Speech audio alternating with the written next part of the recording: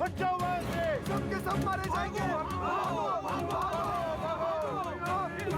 ये किसका बच्चा है? भागो भागो। हे प्रभु बचा लो, ये कैसा संकट है। बेटा बेटा वापस आओ, जिद मत करो, निरंतर होश में नहीं है, सबके सब मर जाएंगे। यहाँ से भाग निकलने तक का समय नहीं है। भागो भागो, वो शीला कितनी तेजी से नीचे आ रही है। हट जाओ वहाँ से। किसी को कहीं जाने की कोई जरूरत नहीं है। भयभीत वो होते हैं जिन्होंने कोई गलत कार्य किया हो। हमने कोई गलत कार्य नहीं किया। मैं वचन देता हूँ, मैं किसी को कुछ नहीं होने दूंगा, चाहे मुझे कुछ भी हो जाए। आज मुझे मेरे प्राणों का बलिदान भी क्यों ना देना पड़े, किंतु मैं पीछे नहीं हटूंगा। इस राज्य के एक भी जीव को कुछ नहीं होगा, ये मेरा वचन है।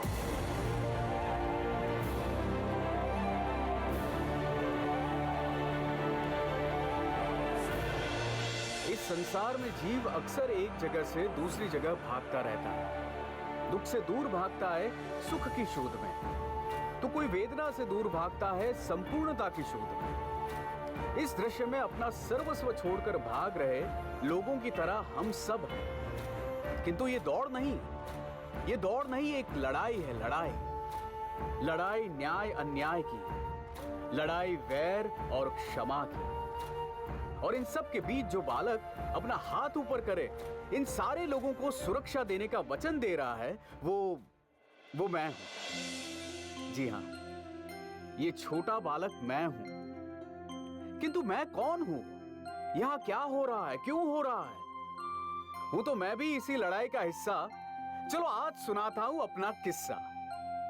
किंतु मेरे इस भव के बारे में जानने के लिए आपको पहले मेरे पूर्व भव की जानकारी लेनी होगी।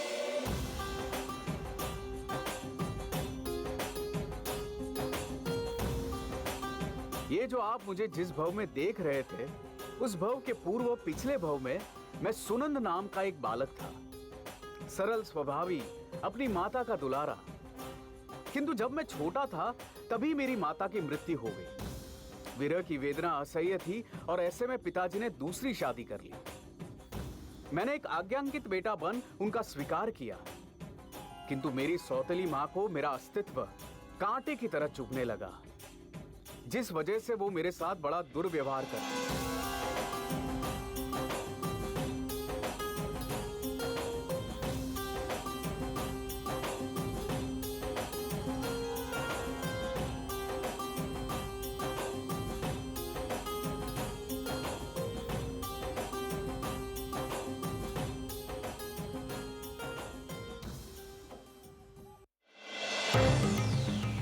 हिम्मत कैसे हुई तेरी? पिताजी से शिकायत करेगा? बहुत भूख लगी है ना तुझे? स्वादिष्ट भोजन खाने हैं ना? इतनी ही भूख लगी है तो ये मिट्टी क्यों नहीं खा लेते? ले, खा ले ये मिट्टी, खा खा। मत मारो माँ, मत मारो, मुझे नहीं खाना, मत मारो माँ। ए, खबरदार, खबरदार, जो मुझे माँ कहा तो मैं तेरी माँ नहीं हूँ, और तू तो मेरा बेटा कभी हो ही नहीं सकता। जब मेरा बेटा होगा ना, तब धक्के मार मार के तुझे घर से बाहर निकाल दूंगी। तेरी माँ तो गई, तुझे ले जाना भूल गई। हाँ? ऐसा क्यों कह रही हो माँ? मैंने क्या किया? आप जो कहते हो मैं वो सारे काम करता हूँ, आपकी हर एक बात मानता हूँ, तो मेरे साथ ऐसा व्यवहार क्यों करती हो माँ?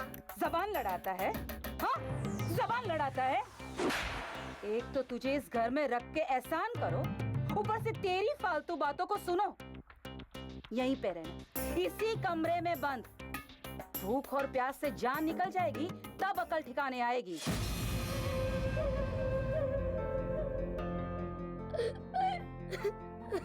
माँ, मुझे क्यों छोड़कर चली गई माँ?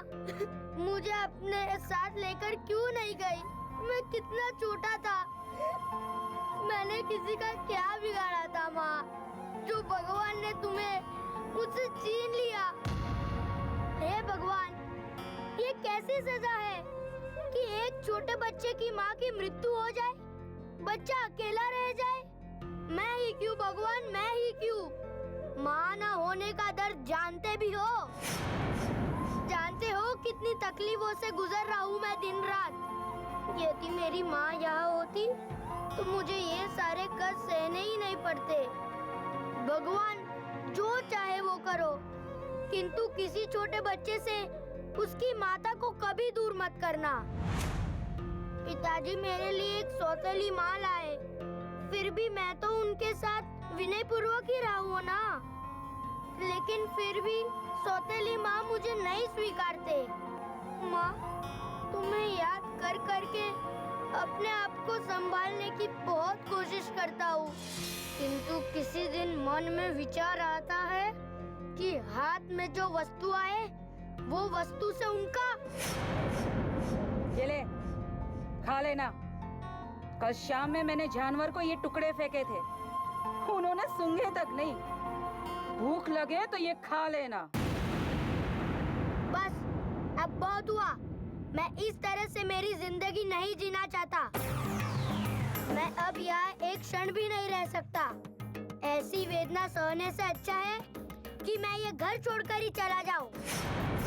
क्षमा करना पिताजी, किंतु मैं ऐसी व्यक्ति के साथ नहीं रह सकता जो कहने को तो मेरे माता के स्थान पर है, किंतु माँ के एक भी गुण उनमें नहीं है।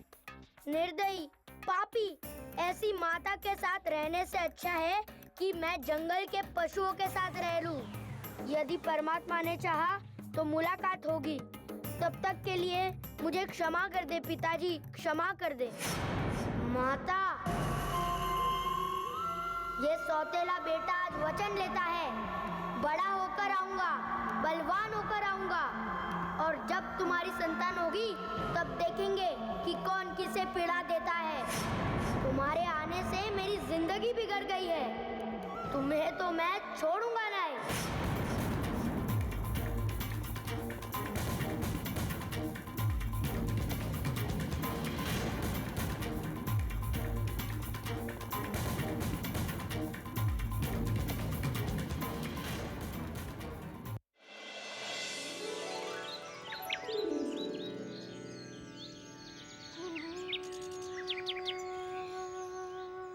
अरे मित्र, तुम यहाँ कैसे?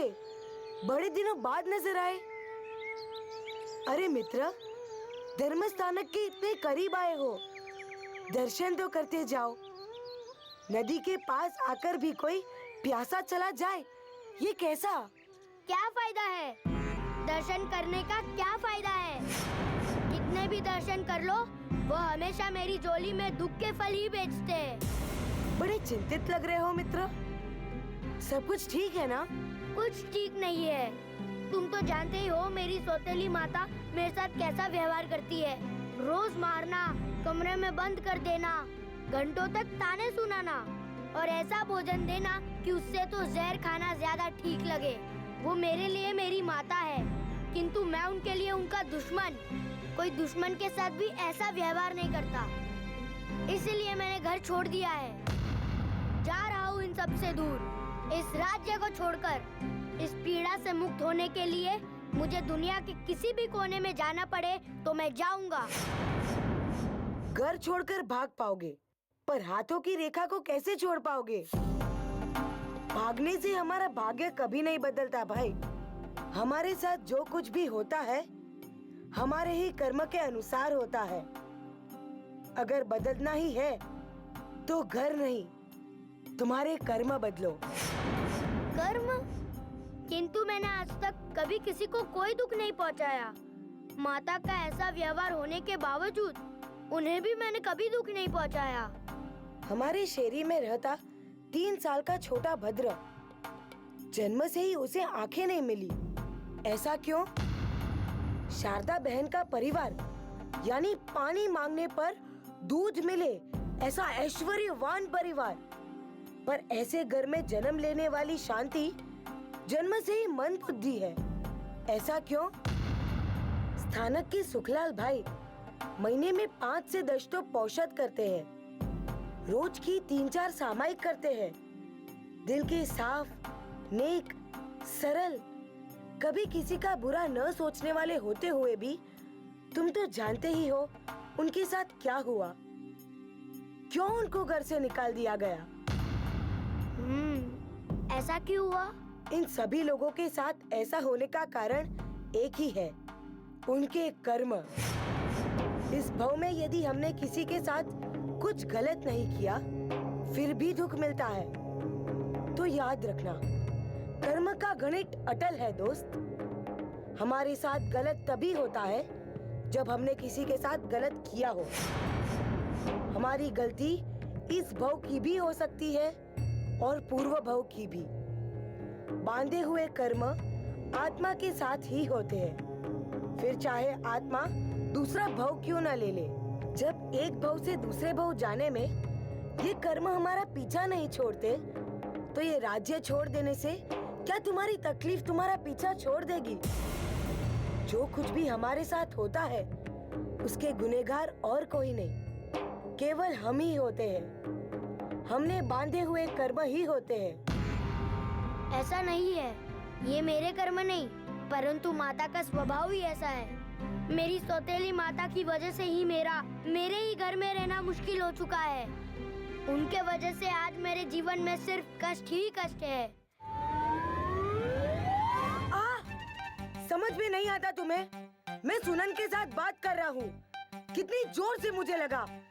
तुम्हारी ही गलती है, तुम्ही ने मुझे जोर से मारा है। ये तुम क्या कर रहे हो? गिल्ली को क्यों डांट रहे हो? तुमने देखा नहीं? इसी के कारण मुझे चोट आई है। आनंद, भले ही गिल्ली के कारण चोट आई हो, पर गलती गिल्ली की नहीं है। सड़क पर खेल रहे बच्चों ने गिल्ली फेंकी है, गलती उनकी है। मैं भी तुम्हें यही समझाना चाहता हूँ सुनन।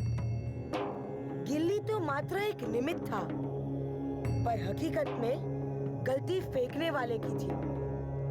बस उसी तरह तुमने दुख देने वाली तुम्हारी माता तो मात्र एक निमित्त है, पर हकीकत में गलती तो तुम्ही ने बांधे हुए पूर्व भव के कर्मों की है। गिल्ली स्वरूप तुम्हारी माता है और शुभम का डंडा यानी कर्म और शुभम यानी तुम्हारे ही पूर्व भव के एक्शन। इसीलिए कहता हूँ सुनन, गुनहगार और कोई नहीं पर तुम ही हो। हमारे सुख का कारण भी हमारे ही कर्म और दुख का कारण भी हमारे ही कर्म है।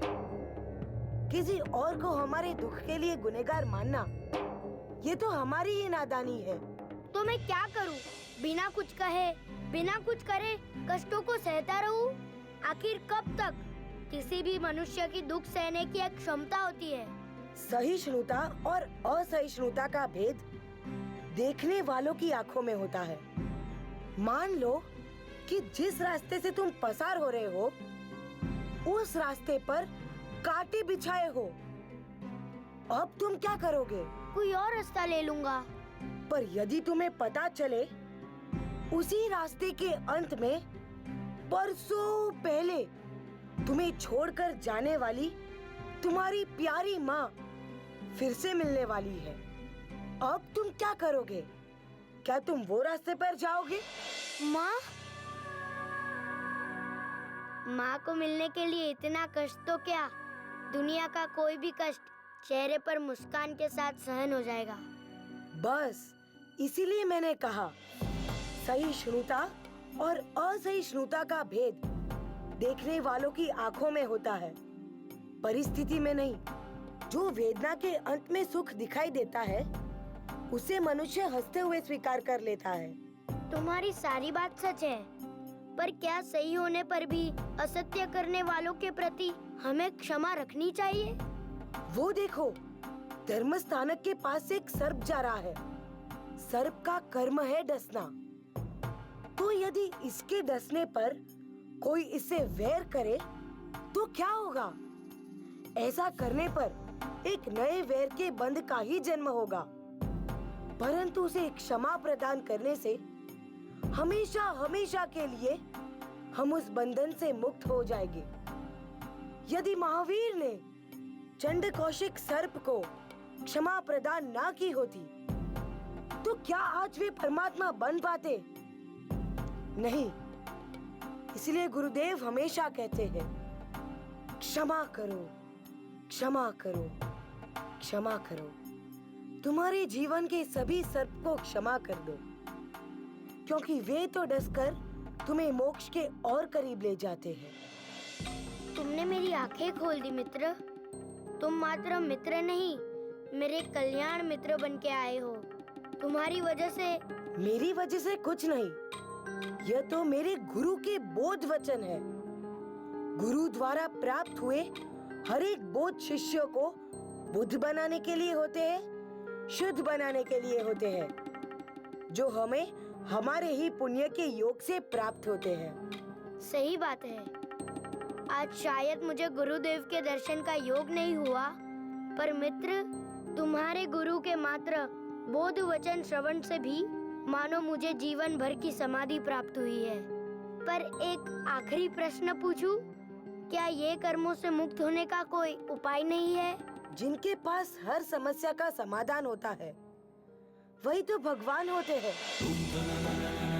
भगवान ने कहा है कि करोड़ों भव के संचित कर्म तप से निर्जरित होते हैं। भवकोटि संचयम कम्मम तवसा निर्जरिज्जयी। जो कष्टों को आमंत्रण देता है, वही कर्मों से मुक्त हो सकता है। और कष्टों को सामने चलकर आमंत्रण देना यानी तपस्या। दुनिया की कोई भी अग्नि में वह क्षमता नहीं है जो कर्मों को नष्ट कर पाए। एकमात्र तप की अग्नि ही है जो हमारे कर्मों को जलाकर नष्ट कर सकती है। तपस्या? हाँ, तपस्या। हर कष्टों का निवारण है तपस्या। हर समस्या का समाधान है तपस्या। हर संकट को नष्ट करती है तपस्या। बड़े से बड़ी दुविधा को भी छोटी बना देती है तपस्या। तुम्हें भी करनी चाहिए। अच्छा, मैं भी कर सकता हूँ तपस्या? तपस्या तो अलग अलग प्रकार से हो सकती है, परंतु अभी थोड़े दिनों में पर्वाधिराज पर्युषण महापर्व आ रहे हैं और कई लोग इस महापर्व के दिनों में 28 यानी 8 दिन का उपवास करते हैं और कई प्रारंभ में अट्ठम तप यानी कि एक साथ 3 दिन निरंतर आहार त्याग करते हैं और सूर्योदय से सूर्यास्त तक मात्र गर्म उबला हुआ जल ही पीते हैं। इस पर्युषण के पावन दिनों में मैं भी गुरुदेव की कृपा से अट्ठम तप करने वाला हूँ। तुम भी अट्ठम करके अपने कर्मों को मंद कर सकते हो मित्र। करूँगा, मैं अट्ठम तप जरूर करूँगा। पर्युषण पर्व शुरू होते ही मैं भी अट्ठम तप की आराधना करूँगा। अट्ठम से मेरे कर्मों की निर्जरा करूँगा।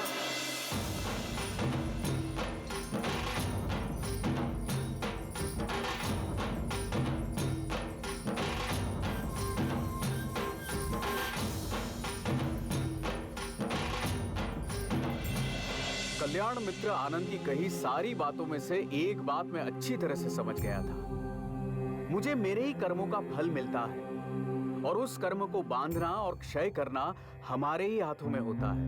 तप ही कर्म निर्जरा का अमोघ शस्त्र है। इसलिए वहां से घर जाने के रास्ते के बीच मेरा मन बस एक ही वाक्य का रटन कर रहा था। पर्युषण आने पर अट्ठम तप करना है। पर्युषण आने पर अट्ठम तप करना है। चेहरे पर मुस्कान लिए मैं आधी रात को घर पहुंचा तो देखा घर अंदर से बंद था। पिताजी अपने कार्य हेतु पड़ोस के राज्य में गए हुए थे। माता को परेशान ना करने के आशय से मैं घर के बाहर आंगन में पड़ी सूखी घास की गठोरों पर सो गया और तभी इस लड़के की हिम्मत तो देखो। एक तो खिड़की से कूदकर कहीं बाहर भाग गया, ऊपर से किसी को बताया भी नहीं। अब आधी रात को वापस आकर घास की गठरी पर ऐसे सोया है जैसे सोने के शैया पर सोया हो। आज मैं बहुत खुश हूँ। बस जल्द से जल्द पर्युषण आ जाए और मैं अट्ठम तप करके मेरे कर्मों की निर्जरा शुरू कर दूं। मुझे इतना परेशान करके, मेरी नींद खराब करके, खुद आराम की नींद सो रहा है। इतने कष्ट देने के बावजूद भी ये कैसे हंस सकता है। अब मैं तुम्हें कहीं का नहीं छोड़ूंगी। अरे सरोजिनी, तुम्हारा ध्यान कहाँ है? इस इससे अच्छा मौका मुझे कभी नहीं मिलेगा। ये बुद्धिहीन सूखी घास की गठरी पर सोया है और आज बाहर हवा भी कुछ ज्यादा तेज है और घर पर कोई है भी नहीं। आज तो मेरे रास्ते के इस कांटे को मैं उखाड़ कर फेंक दूंगी। मुझसे तो इंतजार ही नहीं हो रहा। अठम करने के लिए पर्यूषण की राह क्यों देखूं? कल से ही शुरुआत कर दूं। किंतु पर्यूषण को भी अब ज्यादा देर नहीं है। क्या करूं? कल से ही अठम प्रारंभ करता हूँ। नहीं, थोड़े दिन रुक जाता हूँ। मैं जल्द ही अठम तप करूंगा।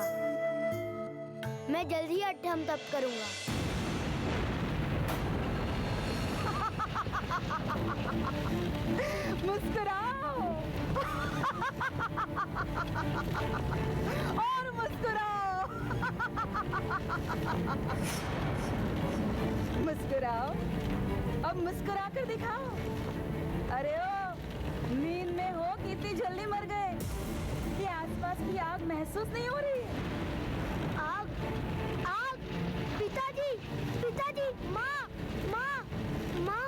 माता मुझे बचाओ। मुस्कुराओ। माता आप देख रही हो यहाँ आग लगी है। माता मुझे बचाओ। यदि मुझे तुम्हें बचाना ही होता तो मैं ये आग लगाती क्यों? क्या? किंतु मुझे तो अठम तप करना है। प्रभु मुझे बचा लीजिए। मैं अठम तप किए बिना नहीं मरना चाहता।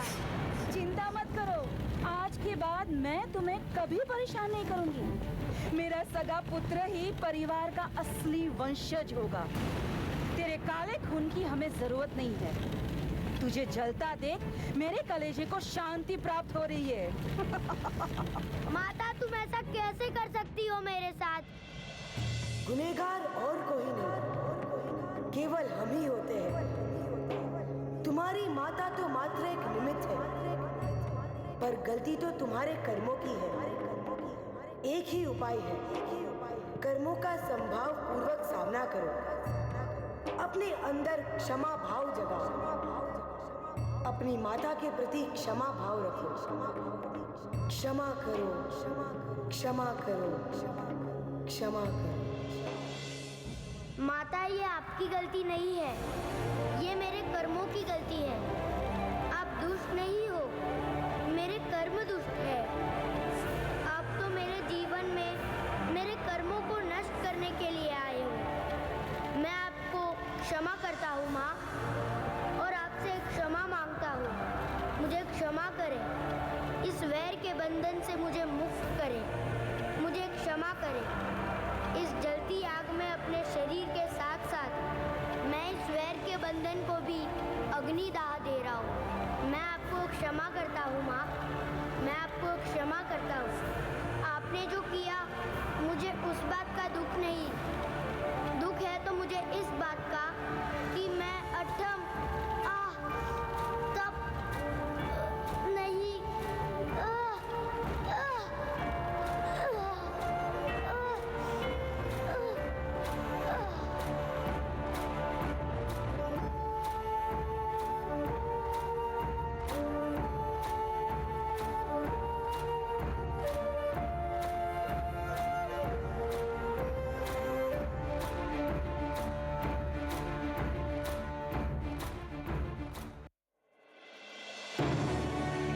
मृतदेह को जलाने पर उसे क्रोध न आना यह स्वाभाविक है, परंतु जीवित व्यक्ति को जिंदा जलाने पर भी उसका क्रोधित ना होना यह कैसे संभव है? यही सोच रहे हैं ना आप?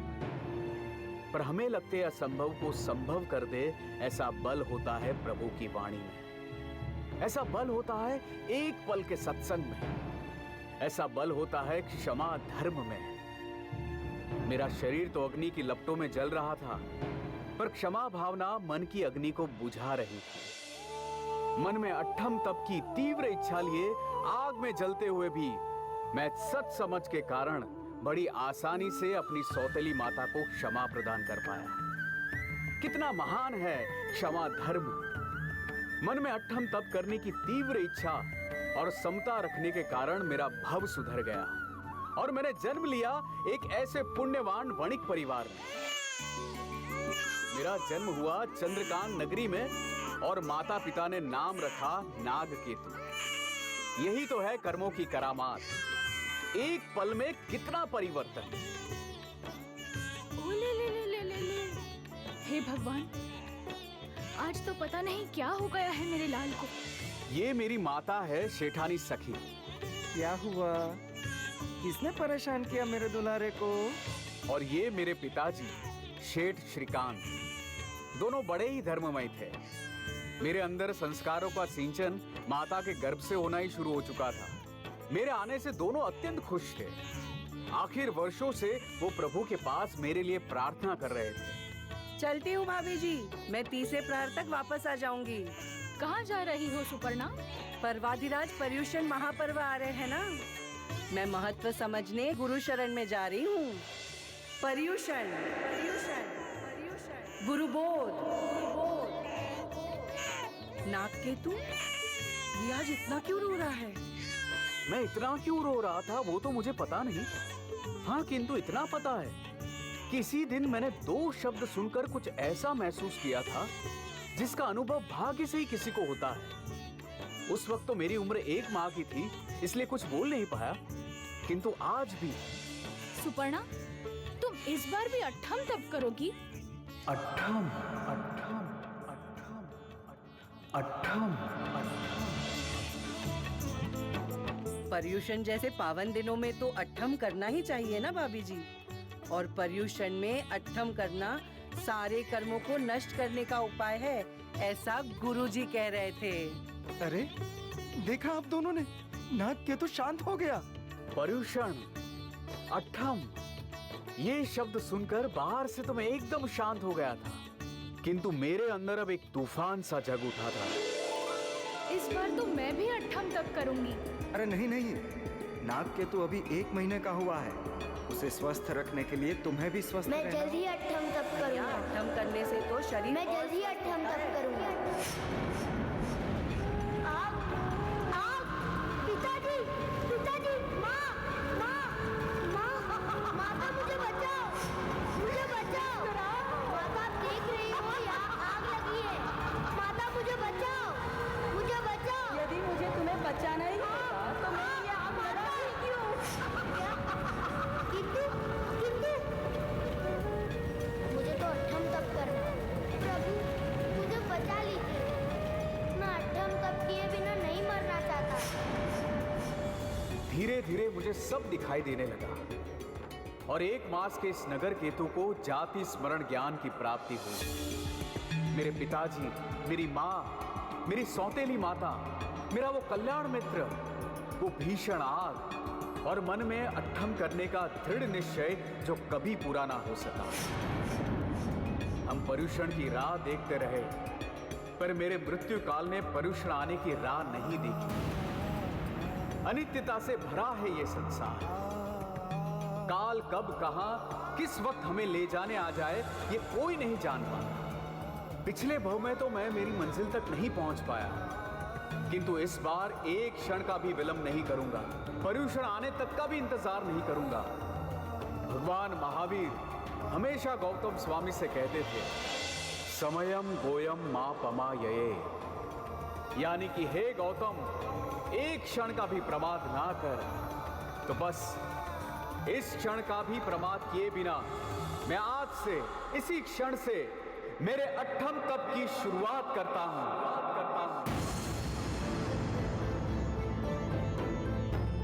मैंने कहा था ना कि मैं अट्ठम करके रहूंगा। इतना प्रबल संकल्प था कि अट्ठम शब्द सुनते ही मेरे जीव को जाति स्मरण ज्ञान की प्राप्ति हो गई। तप के संकल्प मात्र में भी इतनी शक्ति हो सकती है, तो सोचिए तप करने का प्रभाव कैसा होगा। तप ऐसी आत्मशक्तियों और सिद्धियों को जन्म दे सकता है जिसकी मनुष्य कल्पना भी नहीं कर सकता, क्योंकि तप खुद में ही एक आत्मशक्ति का पुंज है। मैं तो तपोमय हुआ, आनंदित हुआ, किंतु मेरे माता और पिता। क्या हुआ प्रिय? मुझे कुछ समझ में नहीं आ रहा। नागकेतु दूध पीने को तैयार ही नहीं है। मुझे बहुत डर लग रहा है। 1 दिन से अधिक हो गया, बेचारे ने कुछ खाया नहीं है। ऐसा क्यों कर रहा है नागकेतु? हाँ, माँ से नाराज हो? भूख नहीं लगी? क्या हुआ है पुत्र? मत रोइए माँ, मत रोइए। मुझे कुछ नहीं हुआ है, मैं एकदम स्वस्थ हूँ। आपको तो खुश होना चाहिए कि आपके लाल ने 8वीं का प्रारंभ किया है। कल जब से रोना बंद किया है तब से मुंह से एक आवाज भी नहीं निकली। तब से ही एक तरफ इतना मुस्कुरा रहा है किंतु दूसरी ओर कुछ खाने के लिए तैयार ही नहीं है। हमें और इंतजार नहीं करना चाहिए। मैं जल्दी से वैद्य को बुलाता हूँ।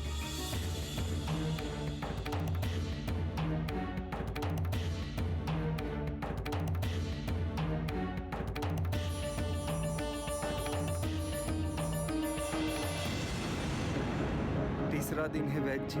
3 दिन से मेरे पुत्र ने एक बूंद दूध तो क्या, एक बूंद जल भी ग्रहण नहीं किया।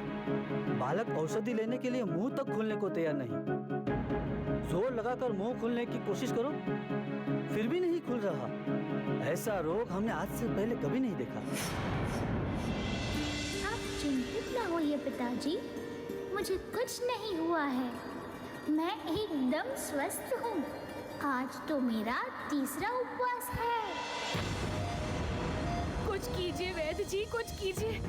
बहुत सालों के बिन्नते और प्रार्थना के बाद मिला है हमें हमारा नागकेतु। देखो कितना कमजोर हो गया है, पूरा शरीर नीला पड़ गया है, क्षीण हो गया है, मुंह तक नहीं खुल रहा। एक काम कीजिए, आप इसे जबरदस्ती दूध पिला दीजिए। 3 दिन से बस स्मित भरी अपनी मोती जैसी आंखों से एकटक देखता रहता है, मानो कुछ कहने की कोशिश कर रहा है। कुछ तो कीजिए वैद्य जी, कुछ तो कीजिए। ये रोग मेरे ज्ञान से परे है। मेरा कौशल्य निष्फल हो रहा है। ना कोई महामारी की असर है, ना शरीर में अन्य कोई तकलीफ है। नाड़ी देखने पर भी कुछ समझ नहीं आ रहा है। मैंने मेरे बेटे को दूर पर्वत पर एक औषधि लेने भेजा है। अब वो औषधि ही एक अंतिम उपाय है सेठ जी। मुझे क्षमा करे, किंतु मैं अपनी ओर से पूरा प्रयास कर चुका हूँ। सारे वैदराज कहते हैं ये समस्या उनके ज्ञान से परे है। ऐसा क्या हुआ है मेरे दुलारे को कि इसकी ये दशा हो गई है? मैं अब और इसे इस हालत में नहीं देख सकता। वैसे मेरा इरादा अपने माता पिता को चिंतित करने का नहीं था, किंतु 1 महीने का बालक अपने मुंह से कहे तो कैसे कहे कि वो 8वीं कर रहा है। हाँ, मेरा शरीर थोड़ा निर्बल हो गया था, पर मेरा मन अपने 8वीं भाव में मस्त था। मैंने तो सोच लिया था कि कल जब मैं 8वीं के बाद पारणा कर लूंगा, तब ये देखकर माँ पिताजी समझ जाएंगे कि मैंने 8वीं किया था, और ये जानकर भी बहुत खुश होंगे। लेकिन मैं तो बहुत छोटा था, मुझे क्या पता था कि उसके पहले ही। भैया, भैया देखो ना, नागकेतु आंखें नहीं खोल रहा। क्या? आंखें नहीं खोल रहा? हाँ? क्या? नागकेतु, बेटा, बेटा, बेटा, आंखें खोलो, आंखें खोलो नागकेतु, आंखें खोलो बेटा, बेटा आंखें खोलो।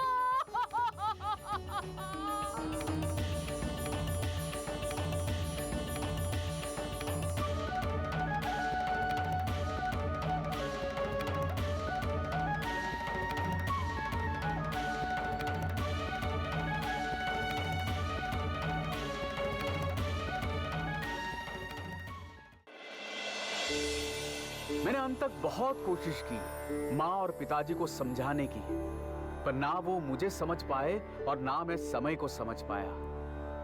मैं तो अपनी बाल बुद्धि से यही सोचता रहा कि कल मुझे स्वस्थ देखकर सब स्वस्थ हो जाएंगे। क्या पता था ये छोटा देह छोटी सी तपस्या करके भी मूर्छित हो जाएगा। घंटों तक मूर्छित रहने के कारण मुझे मृत समझकर मेरे माता पिता ने अपने ही हाथों से मेरे शरीर को धरती के अंतर्गत गाड़ दिया। एक और मुझे इस बात की खुशी थी कि मैं 8वीं तप पूर्ण करने में सफल रहा, किंतु दूसरी ओर इस बात का अत्यंत खेद था कि मेरे कारण मेरे परिवार वालों को इतनी गहरी वेदना का सामना करना पड़ा। उस जमाने में चंद्रकांत राज्य का एक प्राचीन नियम था कि जिस किसी घर में पुत्र की उपस्थिति ना हो, उस घर का सारा धन राजा अपने कब्जे में कर लेते थे। और अगले ही दिन राज्यसभा में राजा को इस बात की खबर मिलने वाली थी।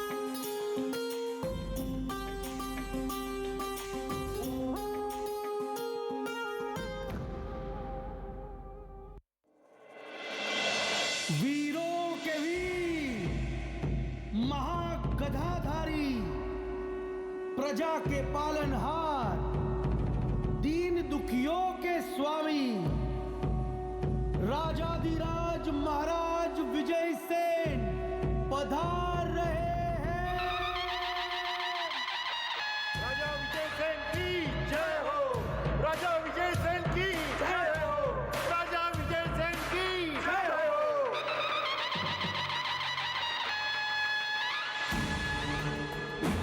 महाराज, कई महीनों से रात के अंधेरे में चोरी करने वाले मुजरिम को आखिरकार मैं पकड़ लाया हूँ। ये रहा वो दुष्ट चोर और ये रहा उसका साक्षी। महाराज, मैं निर्दोष हूँ। महाराज, मैंने कोई चोरी नहीं की। महाराज, मैं निर्दोष हूँ। मेरे राज्य में चोरी जैसी अनीति वाला काम करने वाले मुजरिमों के लिए कोई जगह नहीं है और मैं मानता हूँ कि चोरी करने वाले अपराधियों की इस दुनिया में कोई जगह नहीं है। मैं चोर नहीं हूँ। मैं तो इस राज्य में छोटे मोटे काम करके अपना गुजारा कर रहा हूँ। महाराज, सेनापति, रात के अंधेरे में चोरी करने वाले इस मुजरिम को अमावस की रात को गले में फांसी लगाकर मार दिया जाए, तब तक इसे कारावास में फेंक दिया जाए। क्या? दया महाराज, दया। मैं निर्दोष हूँ महाराज।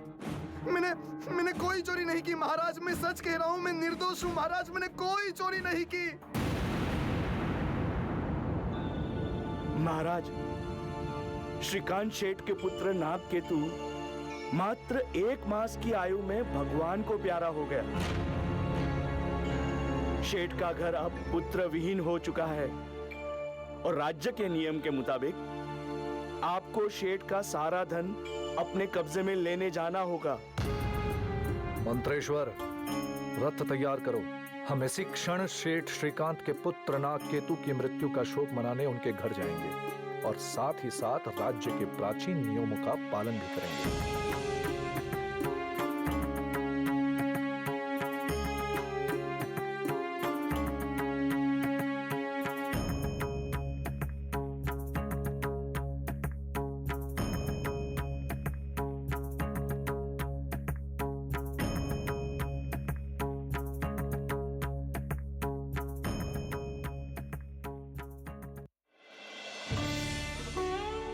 अपने इन्हीं हाथों से पहले मेरे पुत्र को इस धरती के नीचे धकेला।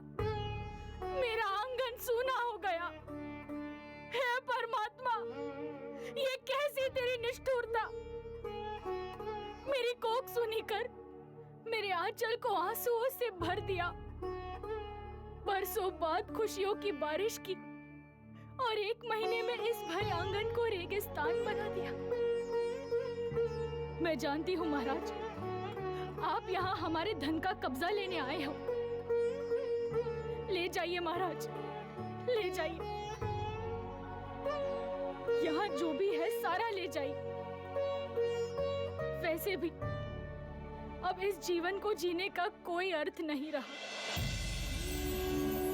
रुक जाओ, ये परिवार पुत्र विहीन नहीं है। कौन है आप? मैं कौन हूं ये जानकर कोई अर्थ नहीं है। हाँ, किंतु ये जान लीजिए कि उस जमीन के नीचे दटा हुआ बालक मृत नहीं परंतु जिंदा है। क्या कहा आपने? हाँ, आप क्या कह रहे हो? मुझ पर यकीन करो पुत्री, स्वयं अपने हाथों से अपने पुत्र को उस जमीन से बाहर निकालो। बेटा, नागकेतु, हाँ, नागकेतु? बेटा, नागकेतु, तुम जीवित हो?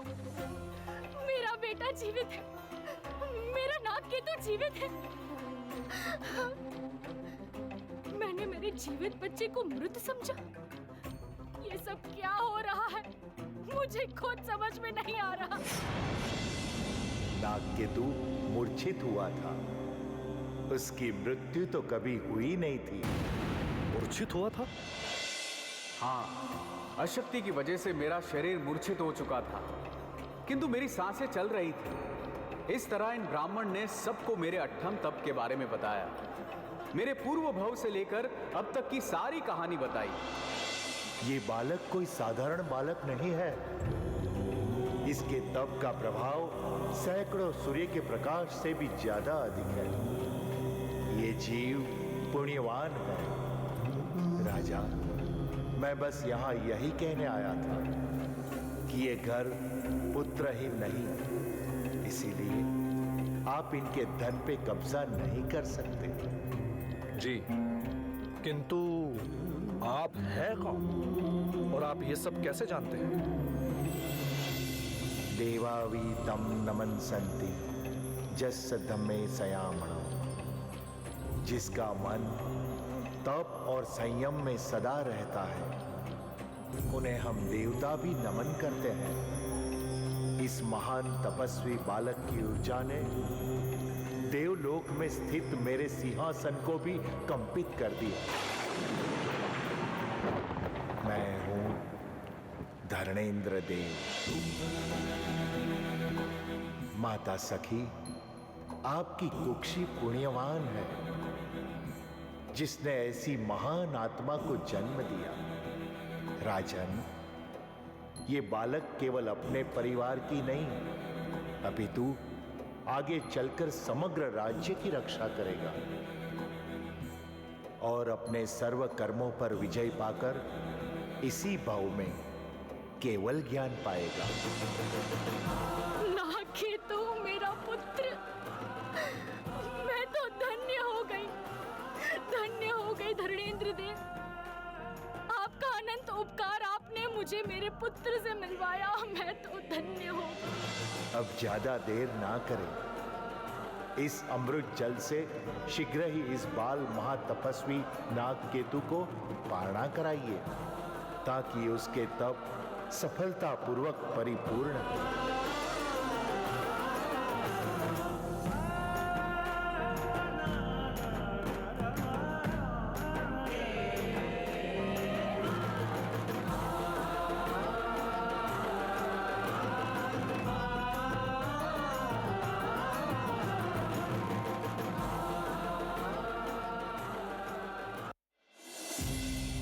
क्षमा भाव ने मेरा एक भव नहीं, आने वाले सारे भवों को सुधारा, और इसका प्रमाण मेरी इस आत्मकथा में है।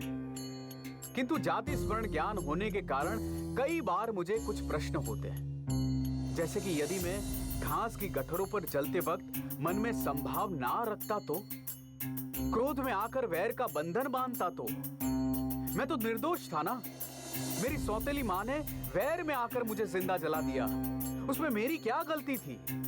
नहीं थी। तो यदि उस क्षण में क्षमा की जगह प्रतिकार करता तो क्या होता? किसे पता था कि मेरे इन प्रश्नों के जवाब मुझे इसी भव में आगे मिलने वाले थे।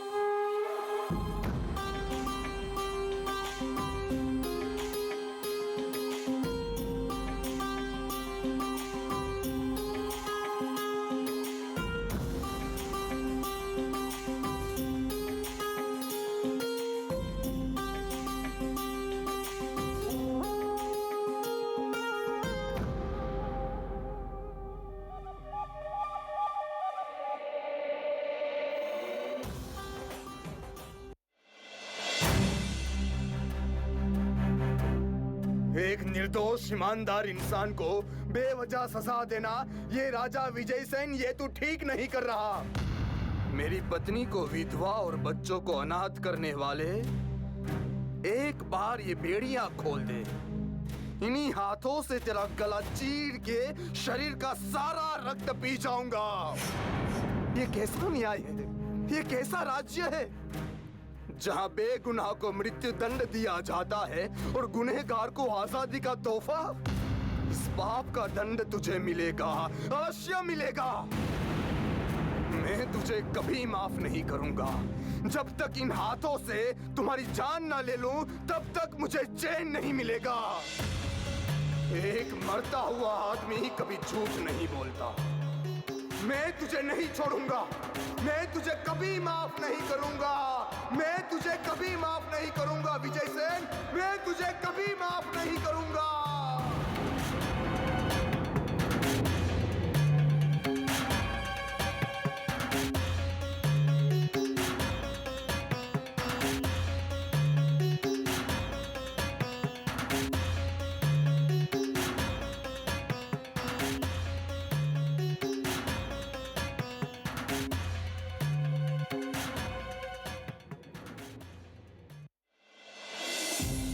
वैर के बंधन में उलझा वो निर्दोष चोर क्रोध और मान के कषायों में लिपटकर अज्ञानतावश अपने कर्मों को और भारी करता रहा। हाँ, वो निर्दोष था, किंतु मृत्यु के वक्त समता न रखने पर उसका जीव दुर्गति को प्राप्त हुआ और अगले भव में उसने व्यंतर देव के रूप में जन्म लिया। जो यहाँ वहां भटक कर अपनी अधूरी इच्छाओं को परिपूर्ण करते हैं, उन्हें ही तो व्यंतर देव कहते हैं। देखते ही देखते 7 वर्ष बीत गए, किंतु वो व्यंतर देव अपना वैर नहीं भूले थे और 7 वर्ष बाद वो व्यंतर देव विजय सेन से अपना बदला लेने चंद्रकांत नगरी में एक महाउपसर के साथ प्रवेश करते हैं।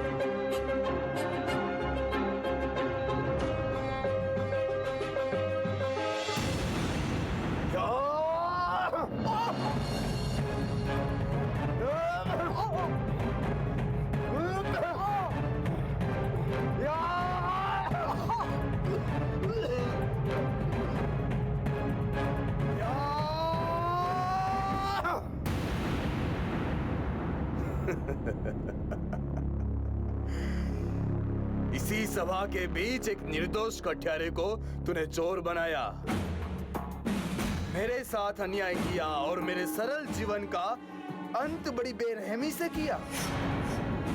अब उठ, देख मैं वापस आया हूं, उठ जा। सेनापति, मुझे फंसाया, हाँ?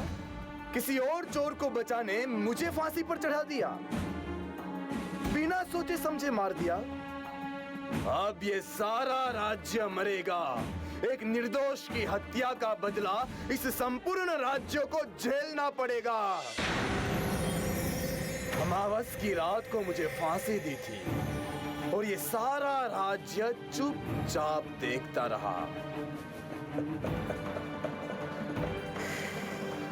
अब सब के सब खून के आंसू रोएंगे और मैं देखूंगा। पुरुष, महिला, बूढ़े, बच्चे, पशु, पक्षी, किसी को नहीं बख्शूंगा। मैं किसी को नहीं बख्शूंगा।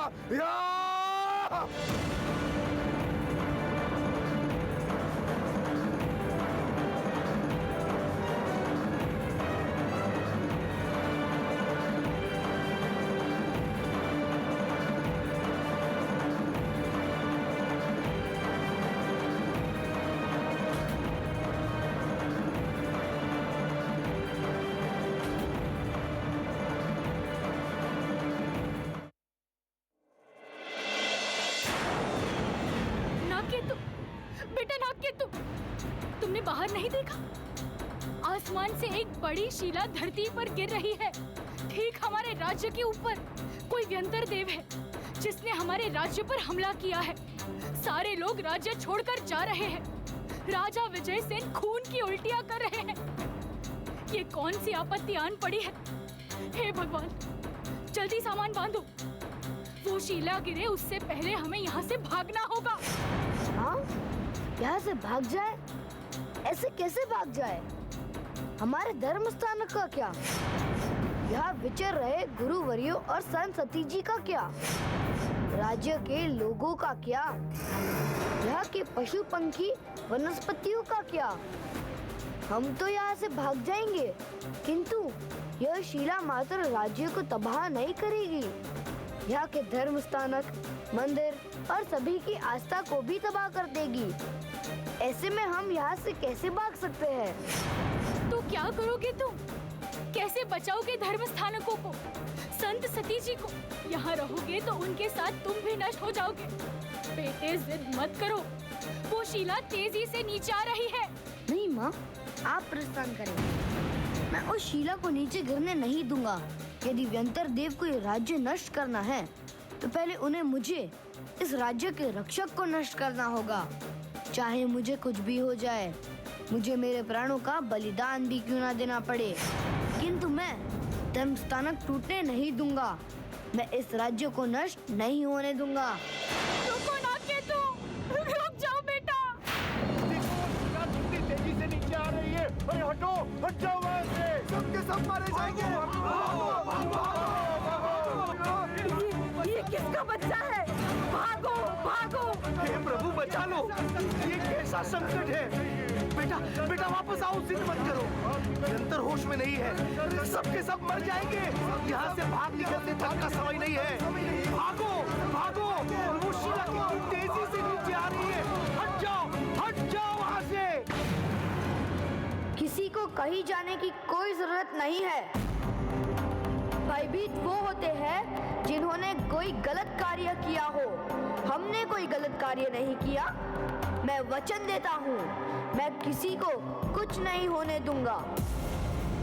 चाहे मुझे कुछ भी हो जाए, आज मुझे मेरे प्राणों का बलिदान भी क्यों ना देना पड़े, किंतु मैं पीछे नहीं हटूंगा।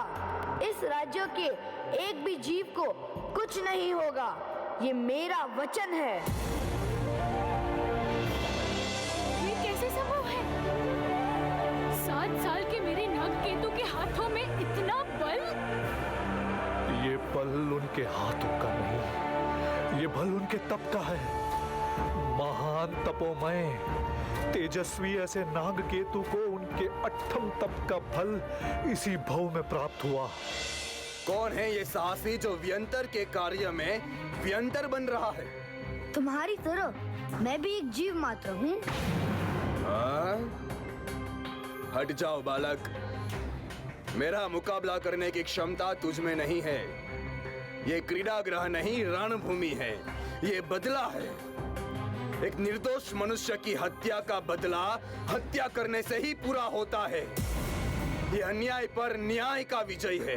एक निर्दोष मनुष्य की हत्या का बदला लेने के लिए तुम हजारों निर्दोष मनुष्य की हत्या कर दोगे? ये कहाँ का न्याय है? ए बालक, जिस राज्य में न्याय धर्म का पालन होता हो, वहीं पर न्याय की बात करनी चाहिए। इस राज्य में ही मेरे साथ राजा ने अन्याय किया था, और एक राजा अपनी प्रजा का प्रतिनिधि होता है। इसीलिए आज तो मैं बदला लेकर रहूंगा। मेरी सत्ता तहत उस दुष्कार्य की सजा सारे राज्यों को भुगतनी होगी। यही मेरे अपमान का प्रतिशोध है। तुम्हारी सत्ता? इस पूरे संसार में सिर्फ एक सत्ता चलती है, हमारे कर्मों की सत्ता। जहाँ कोई जीव अपने हिस्से के पाप और पुण्यों से वंचित नहीं रहता, उस सत्ता की नजरों में राजा रंग, शेठ फकीर, मनुष्य पशु, व्यंतर दनेंद्र सब एक समान है। उस राज दरबार में ना तो सबूत पेश होता है और ना ही गवाह पेश होते हैं, तो सिर्फ हमारे कर्म और तुम्हारे कर्मों के अलावा और कोई गुनहगार नहीं होता। क्षमा भाव रखिए व्यंतर देव, क्षमा भाव। क्षमा कायरता की निशानी है। प्रतिशोध सर्वशक्तिमान है।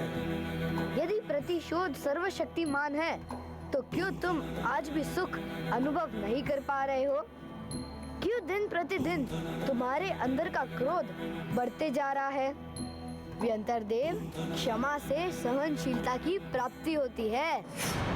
क्षमा का अर्थ ये तो नहीं कि मैं सत्य का पक्ष ना लूं, अपने हक के लिए ना लड़ूं, अकारण अपमान बर्दाश्त करूं। ऐसे तो असली अपराधी को अपराध करने का प्रोत्साहन मिलता रहेगा। अपराध के प्रतिशोध में स्वयं अपराध करना, क्या यही असली अपराधी के अपराधों को प्रोत्साहन नहीं? वास्तविक क्षमा भाव तो अपराधी को भी झुका देता है। वास्तविक क्षमा भाव तो अपराधी को अपना अपराध छोड़ने पर मजबूर कर देता है। मेरे रास्ते से हट क्यों नहीं जाते? मेरे प्रतिशोध में बाधा मत बनो। कौन हो तुम? कहा ना, मैं भी तुम्हारी तरह एक जीव मात्र हूँ।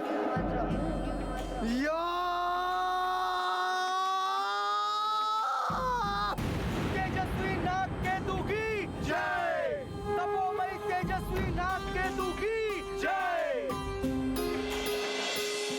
धरणेंद्र देव ने सच कहा था, ये बालक कोई सामान्य बालक नहीं।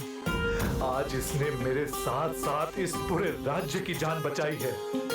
नमन करता हूँ इन्हें, मैं नमन करता हूँ, और नमन करता हूँ इनके अठम तप को, जिसके प्रभाव से आज हजारों नहीं बल्कि लाखों जीवों के प्राण बच गए हैं। नमन करता हूँ इनके अठम तप को, नमन करता हूँ, नमन करता हूँ इनके अठम तप को, नमन करता हूँ। तेजस्वी नाग केतु की जय। तपोमयी तेजस्वी नाग केतु की जय। मात्र एक तप का संकल्प, मात्र एक क्षण का सत्संग, मात्र एक क्षमा भावना आत्मा को अनंत काल के परिभ्रमण से बचा सकता है। गलती होने पर क्षमा मांगना और क्षमा कर देना यह सहज होता है, परंतु नाग केतु की तरह निर्दोष होने पर भी क्षमा मांगना और जिन्होंने हमें दोषित ठहराया हो उन्हें भी हृदय से क्षमा कर देना, यही वास्तविक महान क्षमा भाव है। क्षमा भाव में वो क्षमता होती है जो हमारे अंतर में रहे वैर की परंपरा को अंत कर सकता है। मृत्यु समय पर सुनंद का तन भले ही आग में जल रहा था, पर मन में वैर की आग नहीं, पर क्षमा की शीतलता थी। परंतु मृत्यु समय पर चोर के तन में तो कोई आग नहीं थी, पर मन तीव्र वैर की आग में जल रहा था। अपने आप को चेक कीजिए, आप कैसे हो? मैं तो सच्चा हूं, फिर मैं माफी क्यों मांगूं? मेरी गलती नहीं तो मुझे सजा क्यों? ऐसा कहने वाले उस चोर व्यंतर देव के जैसे हैं, या फिर मेरी ही गलती का फल मुझे मिलता है, फिर चाहे इस भव की हो या पूर्व भव की? ऐसा समझने वाले नाग केतु के जैसे। चेक कीजिए, क्षमा न रखकर कहीं आप आपके वैर की परंपरा और भ्रमण ही तो नहीं बढ़ा रहे ना? तो देर किस बात की? पर्युषण आएंगे, संवत्सरी आएगी, तब क्षमा करेंगे। कहीं इस राह में तो नहीं जी रहे ना? पर्युषण की राह देखते देखते ही सुनंद के अठम तप की भावना अपूर्ण रह गई। कहीं हमारे साथ भी ऐसा ना हो जाए, क्योंकि संवत्सरी का काल पहले आएगा या हमारे मृत्यु का काल पहले आएगा, ये कोई नहीं जानता। तो आओ इस बार संवत्सरी की प्रतीक्षा ना करते हुए आज से, अभी से, इसी क्षण से हम सच्चे होने के बावजूद भी क्षमा भाव की पहल जगाए। सामने वाला गलत होने पर भी उसे पूर्ण हृदय से क्षमा कर दे, क्षमा कर दे, क्षमा कर दे।